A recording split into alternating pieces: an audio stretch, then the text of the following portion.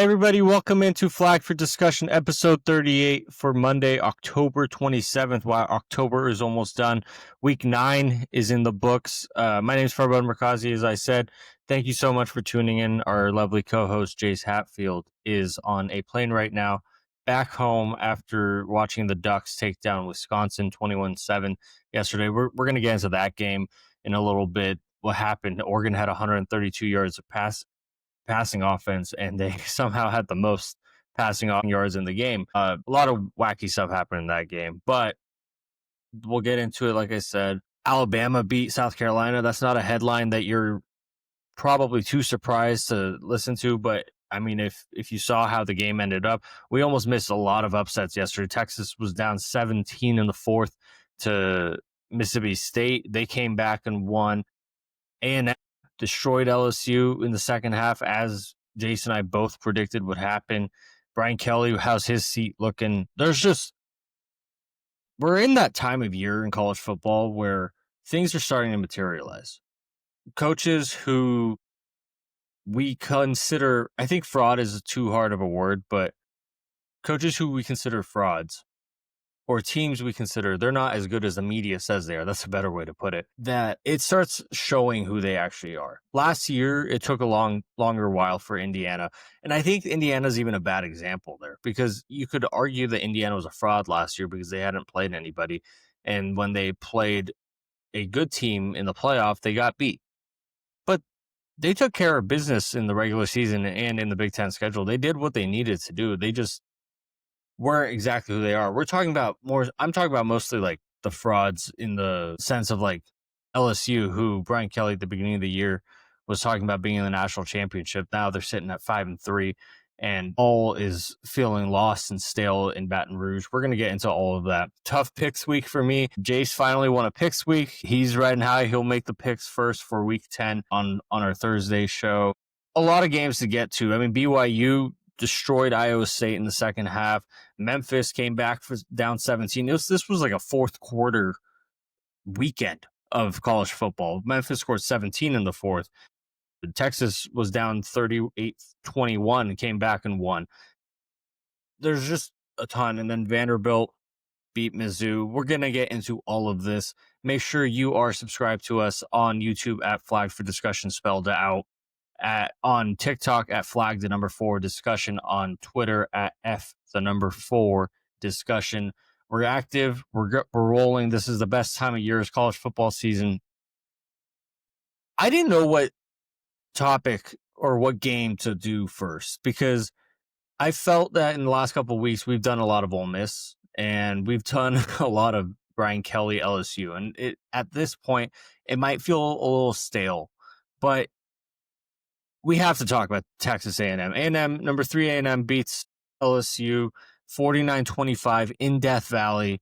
They scored 35 in the second half to win the game. I mean, A&M was down 18-14 in the first half at the beginning of halftime, and they scored 21 in the third, 14 in the fourth to LSU's only 7 in the second half. I mean, if we want to talk about just stats on its own, LSU 2 for 13 on third down, A&M 7 of 10. LSU 1 of 2 on fourth down. A&M didn't need to go for it on fourth because they were so efficient outside of that.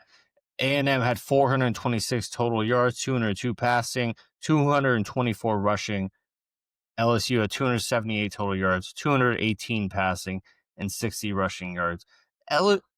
This is what Jason and I have been talking about all year. And a couple of weeks ago, when Brian Kelly, coming off of a pretty hard-fought win, started yelling at a reporter about when the reporter asked him, what's wrong with your offense? Despite your win, your offense seems broken. And Brian Kelly was defensive about that. And my argument there was, it almost feels like a coach who understands that there's something wrong with his offense. He knows there's something wrong with his offense, but he doesn't know why. So that's where the defensiveness comes in. So we've been mentioning it. We've talked about it for a while. LSU has asked Garrett Nussmeier, who's a good quarterback, gunslinger quarterback, to play hero ball more often than not. And if he doesn't take care of business, LSU's not going to be the successful scoring the ball. But I mean, we'll get into LSU in a second. I have to talk about how great A&M looks. This is an example of, and this is an example of what happens when you do pay the buyout.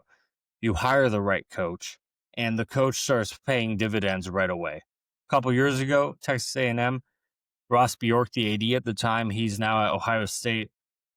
They pay a $76 million buyout to buy out Jimbo Fisher.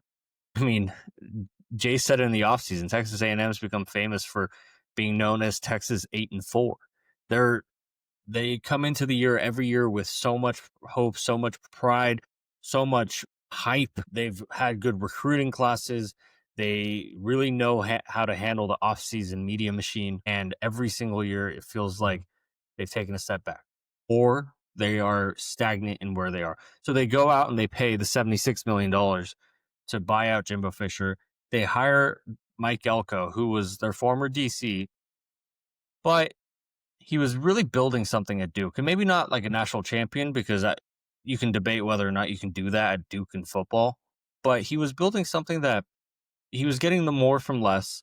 He was evaluating players that other coaches didn't want and was able to bring them in, develop them, and become championship level players at Duke, which was unheard of before Mike Elko got there. So they hire well. Year one is up and down, a little bit of Jimbo Fisher's culture and a little bit of Mike Elko trying to recover from that. Year two, this is year two, folks. Year two, he comes in. They are undefeated. They have, alongside Alabama, the best odds to make the SEC title game, and I think they have the second best odds, or tied for the top with Alabama, to win the SEC title. This is year two at Texas A&M, and we're not early in the season anymore. They've won plenty, and they've handled business. Colin Klein, the offensive coordinator, you got to give him all the credit. That was a Mike Elko hire. He's done wonderfully with Marcel Reed in that offense. Casey Concepcion and Mario Craver, unbelievable receivers. I mean, that's the best receiving core in the country. This game alone, I know Marcel Reed threw 2 interceptions. A couple of them were like, I don't think they were bad throws. They were. I mean, you don't want them to happen. You hope they don't happen with Reed there, but they did. How does he back that up, though? He has 202 yards through the air, 108 yards on the ground, 4 total touchdowns. Marcel Reed and those 2 receivers and Colin Klein alongside Mike Elko have proven to be a deadly combination. I mean, and then Casey Concepcion, he really flipped the game. It was still a close game in the third quarter. He returns a punt, scores a touchdown. Eventually, it turns. Casey Concepcion's stat line's hilarious. 45 receiving yards with a touchdown. He's 132 punt return yards this game and a touchdown. The other guy to highlight, if you are an LSU hater, or if you just want to, or if you want to glaze A&M, but regardless of either of those facets, I think if you are interested in college football or in this game, you got to highlight the A&M strength coach, Tommy Moffit. This guy, so his background, he started at A&M a couple years back. Where was he before that, you ask? He was at LSU for 21 years. He was at LSU for 3 head coaches, Les Miles, Nick Saban, and Ed O. He won 3 national titles as the LSU strength and conditioning coach. What happens when Brian Kelly gets the job? He's let go after 21 years at LSU. So while a strength and conditioning coach doesn't necessarily have direct ability to impact the game back and forth the way we think like a coordinator can do or a head coach can do directly onto the game, you best believe this guy made his story known. You best believe this was part of the motivational tactic for A&M going into this game. Marcel Reed, after the game, he said Tommy Moffit brought a tackling dummy with Brian Kelly's face on it at A&M practice. Now, if that's not proof enough that there was one team out there that wanted to win the game because they were LSU, and another team out there that was looking for blood in A&M, just look right there. You got to You got to give Tommy Moffit all the credit in the world, finding new ways to motivate their team, finding new ways to kind of stick it to Brian Kelly, stick it to LSU. And this is amazing. I say all of that to say, like, this year's A&M team feels vastly different than past year's A&M teams. Is just there's a sense. I said it earlier. Going into this season, A&M was known as Texas 8-4 to fans outside of Texas A&M. They were known as a team that came in with all the hype that never capitalized on it. This feels like a team to me that can capitalize on it. This feels like a team to me that can win games in the playoff. This feels like a team to me that's going to be dangerous for a long time coming. And one thing I have to point out, and I wish Jace was here once we start the Brian Kelly conversation, but one thing I have to point out is, look, this is year 2.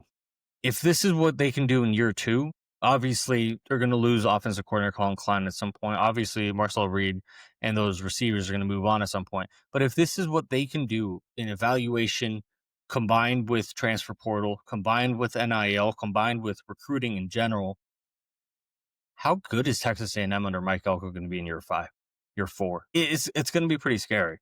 So all the kudos, all the credit in the world to them.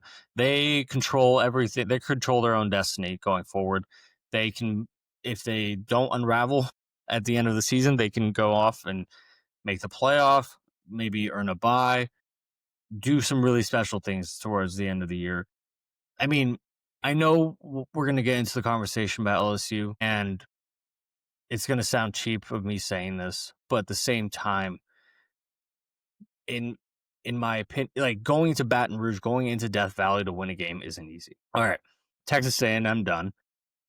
We got to talk about the LSU side of this. So I've been delaying recording today, hoping to get some news about Brian Kelly, some clarity on how it's going to be at LSU going forward. Brian Kelly, we all know how his LSU tenure started there.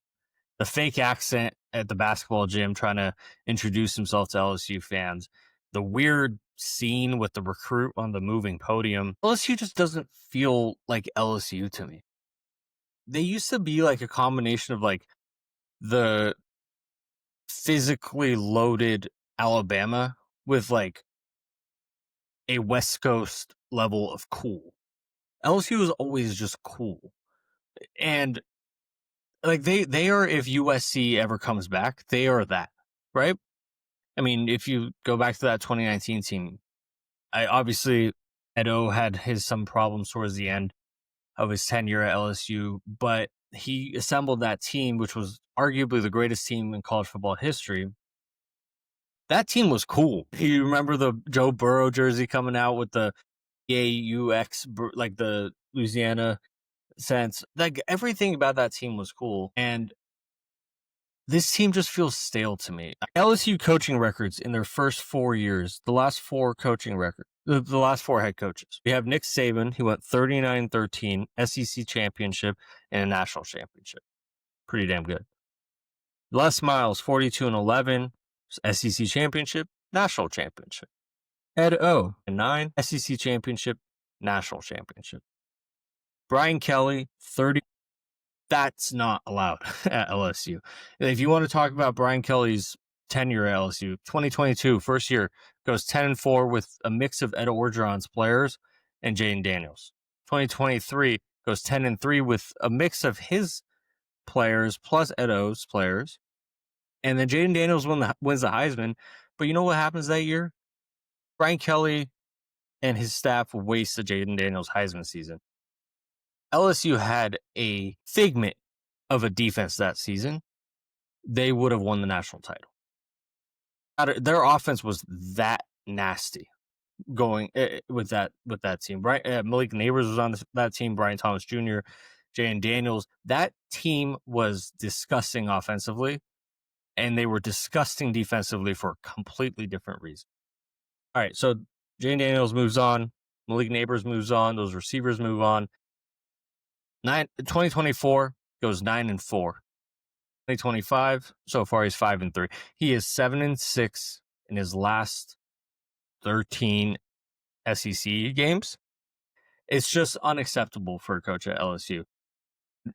That I wanted to really start with like the tangible factors on that, because I think there's a number of things that make you a good college football coach and or keep you employed as a college football coach.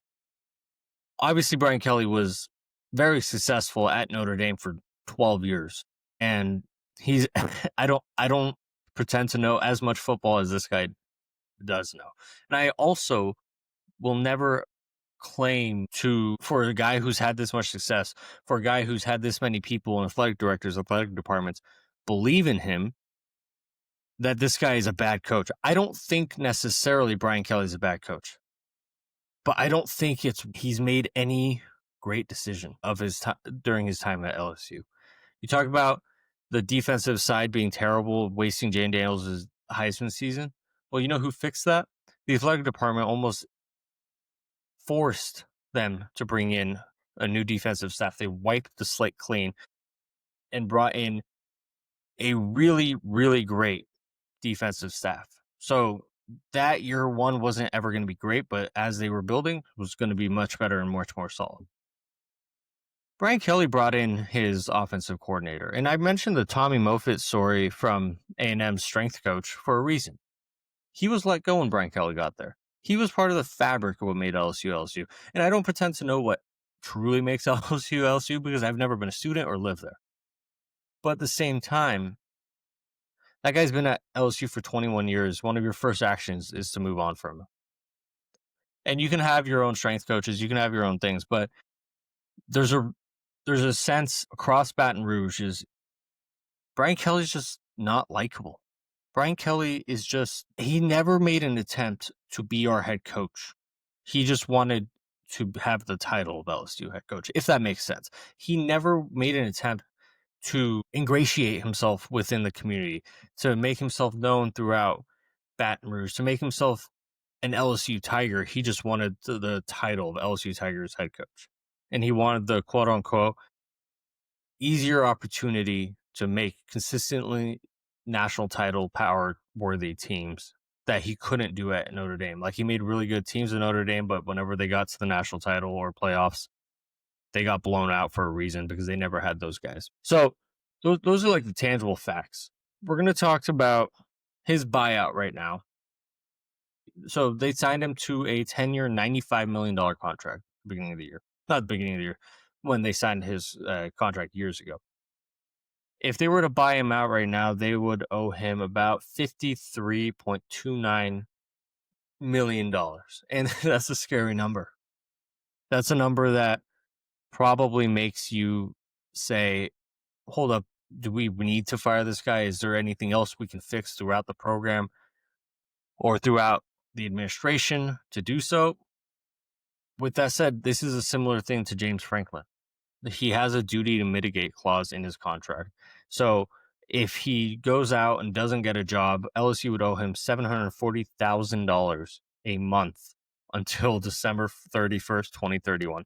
How great would it be to be a fired head coach? I mean, I understand money's part of it, and I understand the fact that, like, these are all humans at the end of it. So you'd never want to completely destroy someone's reputation because, they're going to get a fat check. It doesn't matter. These guys are such alpha people, alpha head coaches that, like, they take this crap personally and they don't know a life other than coaching. But I say this, I had to say that, but $740,000 a month in a bulk sum to your bank account sounds nice until 2031. Regardless of that, Brian Kelly would have a duty to mitigate like James Franklin. So what that means is he is required to go look for another head coaching job if he were to be fired. And if he were to be fired and get another job, that salary would basically make his buyout at LSU much more easy to stomach. So let's say they owe him like $6 million or however, $12 million a year for the next 6 years, 7 years. If he goes out and gets a job at, I don't know, Arkansas, and Arkansas pays him $5 million, LSU would only have to pay him $7 million instead of 12. So whatever the difference is, they would have to pay. So this isn't a situation LSU wants to find themselves in. That you don't ever want to be in a situation where you have to pay a massive buyout. But at the same time, it is much more easy to stomach than people realize to fire a guy. Now, it hasn't happened yet.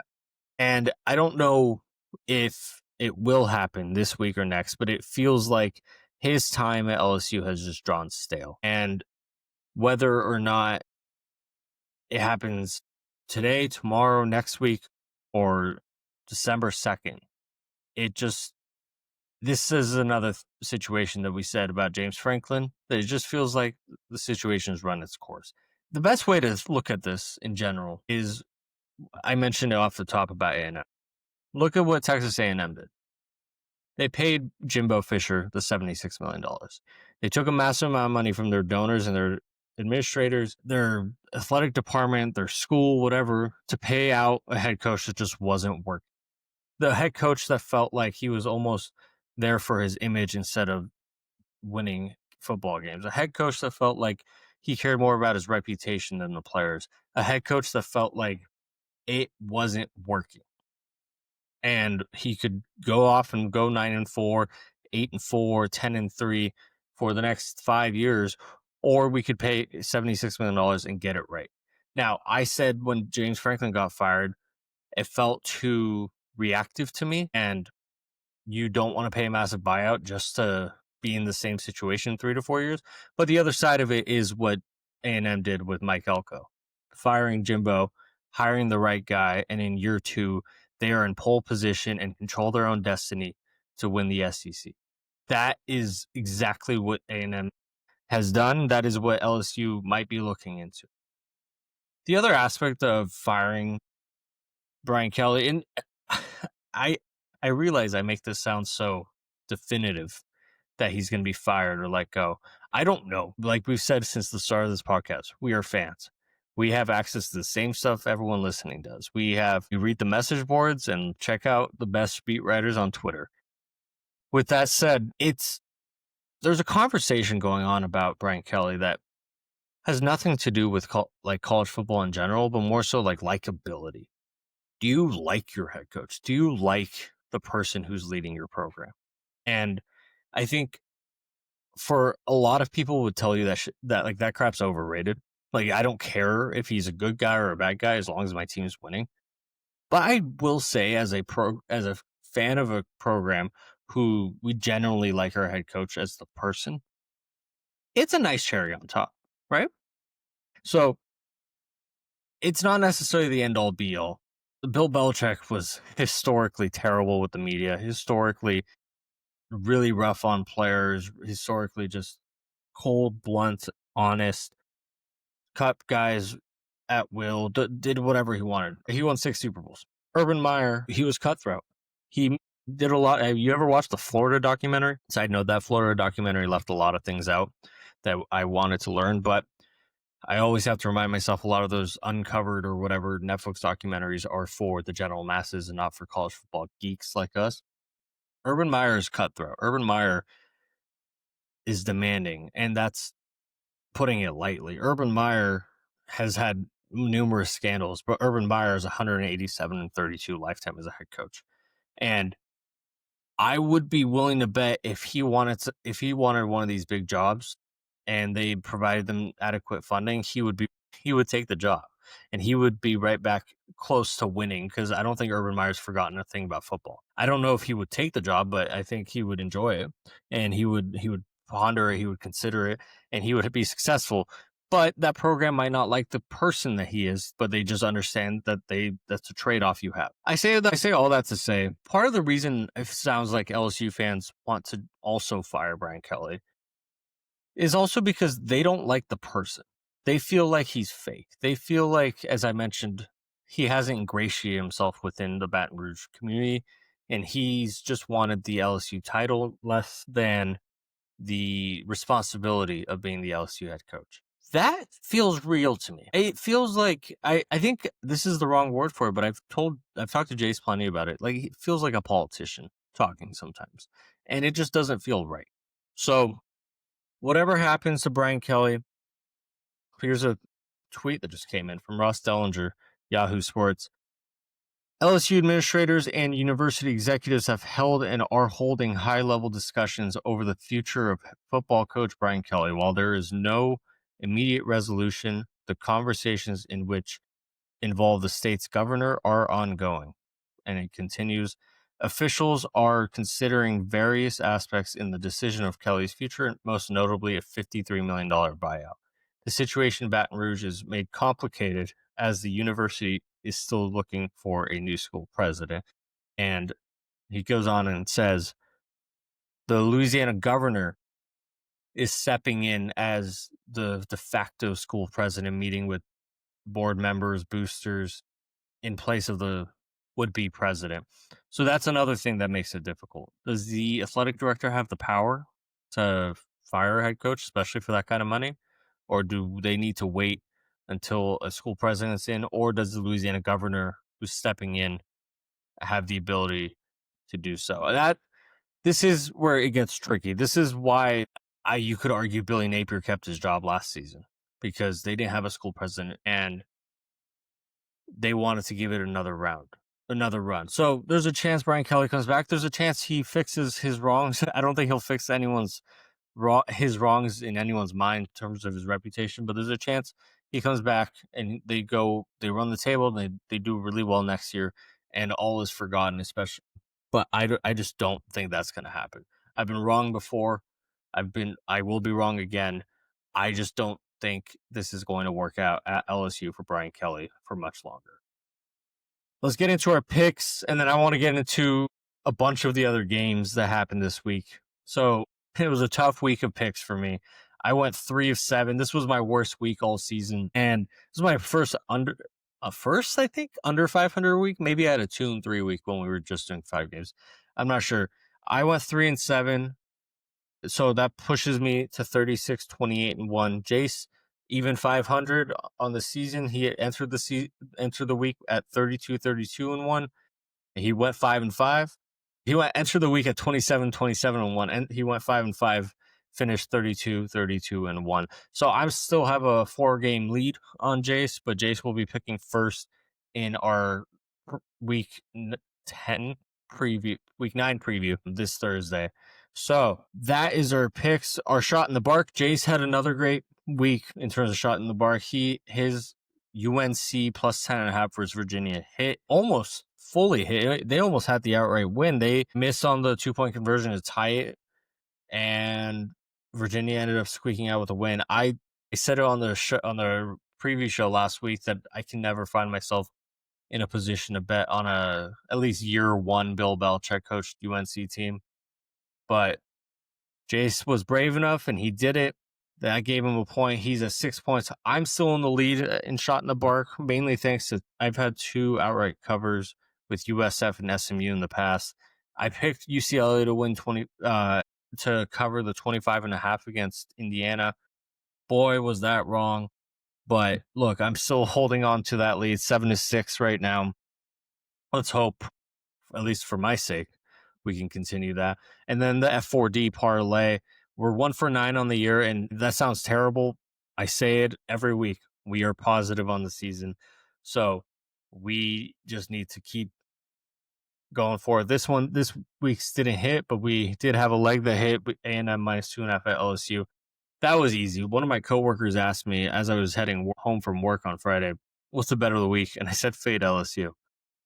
Jace was on fade LSU. We're all on fade LSU as long as Brian Kelly's there. And that one obviously hit. Minnesota, by the way, destroyed by Iowa. Iowa is looking scary, and Iowa is not that far away from being a legitimate playoff contender. And I don't think people realize that.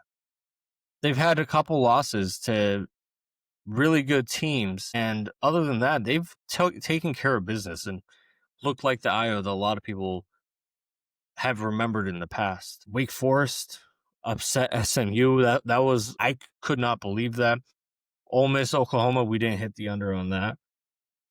All right, now that that's our picks, we'll get into hopefully even better records of our picks for the upcoming week. I want to clean up a couple things. Let's go to cleanup crew.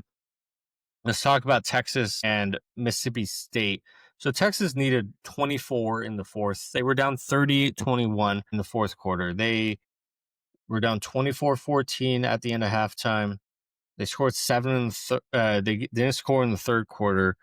So, I mean, they set themselves up to be in a really, really bad position.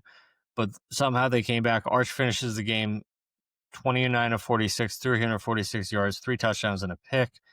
Cravian Weisner had 41 yards on the ground. CJ Baxter, 27. Once again, the run game is just not there for Texas. And then for Mississippi State, Blake Shapen, great game. 81 yards to the air, 4 touchdowns. I mean, the way Mississippi State plays, I want to start with them real quick. They've had a couple heartbreakers. The way they play, you wouldn't believe that they've lost 16 straight SEC games. You wouldn't believe that under Jeff Lebby, they're 0 now in SEC games. Like, you wouldn't believe that because they are fighting hard right now. They are taking a lot of good teams to the woodshed early, and then they just can't hang on. They lost to Florida, but it was more like if Blake Shapen could hit one more throw downfield because the receivers were open, they would have gone down and won that game. Against Texas, they were up by 17. And you can have your own opinion on Texas. We'll get into it. I got to give credit to Mississippi State. I got to give credit to Jeff Lebby for how they're rebuilding it. It was a tough rebuild in general. It's a tough place especially coming off of Mike Leach's passing and then the year that was after that just didn't work out for anybody. And then Jeff Lebby's stepping in. I just think it's remarkable that they are even this competitive. But with that said, they should not have lost this game. Texas should not have had a chance to come back in this game. Texas goes on, wins this game in overtime. And this was a bizarre day. If you remember the morning time, there was a report from Diana Rossini that Steve Sarkisian has quietly been letting NFL teams know that he's interested in potential head coaching opportunities in the NFL. They were interested in interviewing him, particularly the Titans.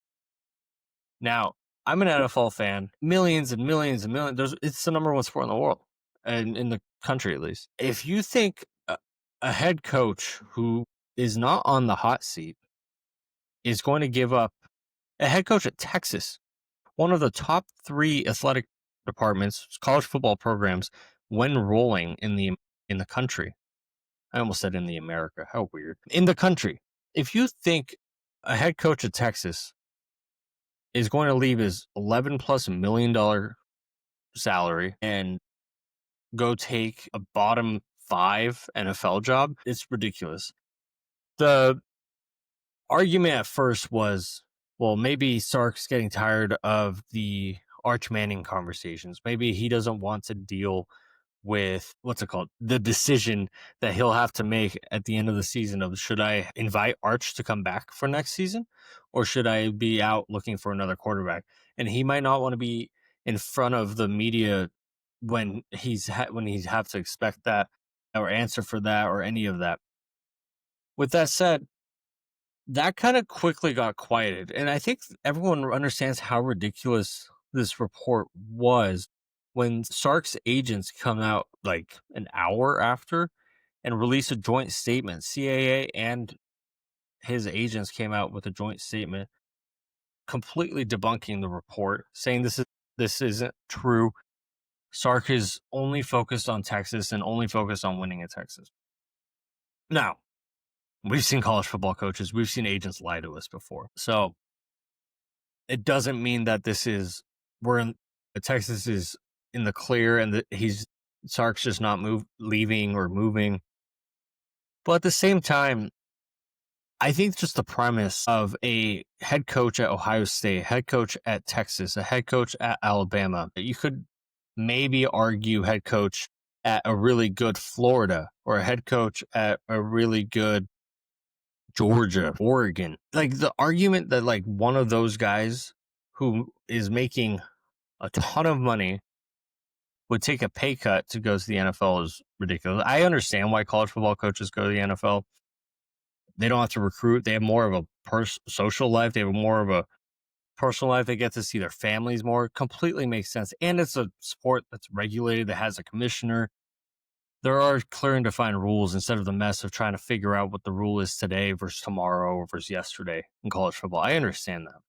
But the premise of Sark leaving for the Titans is just laughable. That happened. Texas comes out. They struggle for a while, and then they mount a comeback, somehow tie it up in the fourth, win it in overtime. That makes them 3-1 in the SEC, 6-2 overall. Mississippi State, hopefully you'll get your first SEC win in like 15 games next week. But good for Texas. They came back. They won. I will say one thing about the report I just thought of. The fact, I don't think Rossini was completely wrong in that. I understand that the agents and Sark and everyone has come out very loudly debunking the report, but Rossini's not out there reporting things without some hint of truth. So there's a decent likelihood that someone somewhere, something within the Texas circles or within Sark circles mentioned something to her, and this nugget took off like a snowball and it just turned into an avalanche. So while I think the report was wrong, I also understand that there could be a hint of truth in there as well. The second game we got to clean up, Indiana versus UCLA. Indiana destroys UCLA 56-6. I think if I told you this 4 weeks ago, 5 weeks ago, this wouldn't be shocking. And it's not shocking right now. UCLA is not a good football team. I mean, they fired their head coach. But I think it's more of a sign that Indiana is who we think they are. And Indiana is really damn good. 8-0 overall, 5-0 in the Big Ten. Fernando Mendoza, 15-22. He wasn't asked to do much. 3 touchdowns and a pick. Roman Hemby wasn't asked to do much. 81 yards, 2 touchdowns. I mean, Nico Imaliava only had 113 pass yards, 2 interceptions. It just was not UCLA's day, and Indiana made them know it. It was just one of those games that, like, I think the reason I want to include it wasn't because UCLA has won the last couple games and it's a surprising loss or surprising blowout, but more so like teams like Indiana that win games like this, not necessarily win games against the best teams in the country, but blow out the worst teams in the country in week 8, week 9, middle weeks of the year. They're the best. I understand they're ranked second, but there's no more debate in how damn good Indiana is. They have a very good case to be the number 1 team in the country. The only problem is the number 1 team in the country also hasn't lost, and they won the national title last year. So until it's proven otherwise, they should be up there as well. The next game, Alabama needed a fourth quarter comeback to beat South Carolina. I saw Booger McFarland was a little upset about how South Carolina let Alabama score a touchdown to go ahead with 34 seconds left in the game so they could get a touchdown. So basically what happened, tie game, the South Carolina corner allowed Alabama to score to make it 29-22. And instead of like just going downfield, killing more clock until they kick a field goal for the lead or for the win, they wanted to give their offense a chance to come back. But that is part of the story of the game. The rest of the story was, I think a lot of people are going to make a ton out of how bad Alabama looked at times through the game. I mean, they were up 14-6 at half. They ended up having a couple bad moments in general in the second half, but they ended up coming back. They went 8 of 16 on third down to South Carolina 6 of 17. This kind of, to me, felt like a last gasp effort for South Carolina, an emotionally charged up, riled up, ready to go South Carolina at home, ready to take care of business, going up against a top 5 team in the country, and an Alabama team that's coming off of multiple emotional, hard-fought wins back-to-back weeks in the last 4 or something weeks. I don't think the story is that Alabama is a fraud. I don't think the story is Alabama's not as good as we think they are. I think it's more they got South Carolina's best shot and they survived it. They moved to 5-0 in the SEC, 7-1 overall. It's almost a question of, do we think any of FSU, like, how weird is that FSU loss at this point for Alabama? Because they look unstoppable. South Carolina, Shane Beamer, in a year that he was getting rumored to be taking the Virginia Tech job to follow in his father's legacy, is now 1-5 in the SEC, and it's just not looking good. Oregon beats Wisconsin 21-7. There's something about Luke Fickell, something about Wisconsin that's just confusing the Ducks offense the last 2 years. Last year they hung on and barely won this on the road. This year the offense wasn't really doing much. I mean, when Oregon came out with the surprise onside kick to start the game, recovered, you just thought that game was going to end 63-0. And then all of a sudden you start seeing, oh my God, it is pouring there. 20, 30 mile an hour winds there. I mean, there was a video Jeff Schwartz posted on Twitter of a pass Dante Moore threw, and you just saw it curve. Like, there was no way to have a great passing offense that game. And then unfortunately, Dante Moore went out with an injury. I mean, Wisconsin wasn't going to win that game. It was just more of a question of, when is Oregon going to put something on the board to take advantage eventually? And they did. Jordan Davison had a great game. They, once again, I mean, they're doing what they need to do right now. They don't necessarily control their own destiny in the Big Ten, because they need Indiana and Ohio State to lose for them to make the Big Ten title game. But they're 7-1 overall, 4-1 in the Big Ten. They're doing what they need to do to keep moving forward. This is a game that I thought would be one of our first conversations on this show, but to be honest, much more interesting things. Ole Miss just feels like a juggernaut to me. They beat Oklahoma 34-20. And this was a game that both Jason and I said wasn't going to be extremely high scoring, because if Ole Miss was in the 30s, we didn't trust Oklahoma to get to the 30s. And that's exactly what happened. Oklahoma's offense is fine, but without an adequate run game, without relying on your quarterback to also be your running back and everything else for you that Oklahoma asked John Mateer to do, it's just hard to get much else done. Xavier Robinson, I'll give him the credit. He had 12 yards of carry, 109 yards total, 2 touchdowns. Oklahoma's offense performed pretty well, but this was also a game that we said would be more of a must-win for Oklahoma compared to Ole Miss, because Oklahoma is going to have some crazier games going forward compared to Ole Miss's schedule going forward, and they needed to win this one. So I just thought we would get like a desperation Oklahoma defense, a desperation Oklahoma offense doing everything they can to pull one out, but it just did not happen. That's not how the game ended up going for them. And then you got to give all the credit in the world to Lane Kiffin and to Trinidad Chambliss, to Ole Miss. Look, for me, one thing I've kind of put together about Ole Miss is they're not perfect. No team in 2025 is perfect anymore. Their defense is going to get got. But that offense, to me, and it felt like they were doing this against Georgia too, that offense feels like, when you're taking, like, at some point, ships can only take on so much water, right?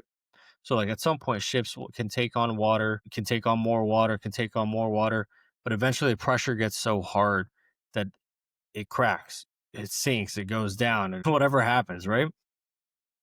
Ole Miss's offense feels like that to me. They put so much pressure on you. They're constantly looking to attack. They are so efficient. Trinidad Chambliss at 7.2 yards per pass. He had a touchdown. They can run the ball. They can pass the ball. They're dangerous through the air. They're dangerous everywhere. They got playmakers everywhere. And to me, it like, eventually the dam broke. The pressure got too much, and Ole Miss's offense eventually 9-0 in the fourth quarter. They win by 8. That was the difference. And I thought that's what would have happened when Ole Miss played Georgia, and eventually Georgia came back and took care of business from there. But look, when you're that good offensively and you can keep putting on pressure and your defense can get a few stops, you're a really dangerous team. And Ole Miss is that. Vanderbilt beat Mizzou. Bo Prabula, I hope he's okay. No, okay. I hope he comes back soon. We know he's out for a little bit. And then Diego Pavia in the post-game press conference, he said he's the Heisman, no doubt. Vandy on a direct path to the SEC title game. And if you told anyone that even 2 years ago, they'd be like, no fucking way. This is ridiculous. Diego Pavia, Vandy, you got to give them all the credit. They were great. There's not much else to say about that game. The game was hard fought. It was one of your traditional SEC hard fought games. Vanderbilt ended up coming out on top. A game I was surprised about, BYU. They dominated the second half against Iowa State. Jason and I both picked Iowa State to win that game, and I felt really good about it for a little bit. Iowa State was up 24-17 through the first half. They were up 24-10 for a little bit. BYU outscores them 24-3 in the second half, completely suffocating them and shutting them down. Carson Hansen had a good game for Iowa State, 2 touchdowns, about 10 yards a carry, just under. Rocco Becht was, 3 interceptions, 311 yards, great. 3 interceptions, just constant. It was ugly, especially in the second half for Iowa State. Their offense was moving the ball a little bit. If I told you these stats at the beginning when we were predicting this, Iowa State 400 yards to BYU's 410. Iowa State had 311 passing yards to BYU's 307. Iowa State 184 rushing yards to BYU's 103. Iowa State 5 penalties for 39 yards to BYU's 8 penalties for 57. Iowa State time of possession 32 minutes and 10 seconds to BYU's 27:50. You would have told me, oh, Iowa State won the game. And that's just not how it happened. This was just I hate saying wild because every week's wild week of college football, but this was a week that was almost disastrous for the top 25. Multiple almost upsets. Miami went into halftime 7-7 with Stanford. They ended up winning 42-7. Georgia Tech was close at first to Syracuse. They beat them 41-16. Just Virginia barely hung on against UNC. Memphis scored a ton, 17 in the fourth to beat South Florida. But we should talk about that. Ryan Silverfield, Memphis, they're lining themselves up to be the Group of 5 representative in the playoff. Everyone thought it was South Florida. I thought it was South Florida. Memphis is lining themselves up to be that right now. Tennessee took care of business against Kentucky. Washington looked really good against Illinois, 42-35 win. And then Arizona State lost to Houston 24-16. And unfortunately, Houston's strength coach passed away. And they won that game for him. So, what else can you say about that, right? It was a crazy Saturday college football. We're going to be right back here next weekend for our recap show. Jace will be back, though, on Thursday for our next week's preview show. Make sure you are following us on YouTube at Flag for Discussion spelled out. We're on Apple Podcasts, Spotify, Audible, Hulu. Not Hulu. Well, that'd be kind of cool if we were on Hulu. Wherever you get your podcast, make sure you're following us. Make sure you give us a 5-star review at Flag for Discussion. We're on TikTok at Flag4Discussion and Twitter at F4Discussion.